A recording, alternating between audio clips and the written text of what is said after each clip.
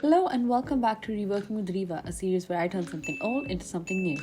Today, I will be reworking these old pair of flowy pants into a comfortable flowy skirt. For this tutorial, you'll need flowy pants, seam ripper, pins, and a sewing machine.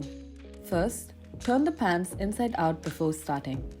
To make this into a skirt, we first have to rip the inner seams of the pants. Do this on both sides. After seam ripping, your pants should end up looking like this. Next, close up the seams by pinning the opposite seams together. Repeat the pinning process on both sides. After pinning, the pants should look like this. And now you're ready to stitch.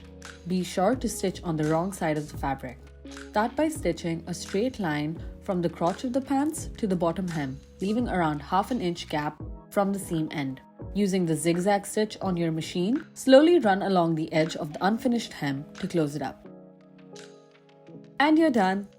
I really like the pattern of these pants, so I'm glad I gave it a second life as a skirt. I loved how this turned out and I really hope you like it too. If you liked this tutorial, please be sure to like, comment and subscribe to my YouTube channel. Thank you so much for watching and I hope to catch you in the next one.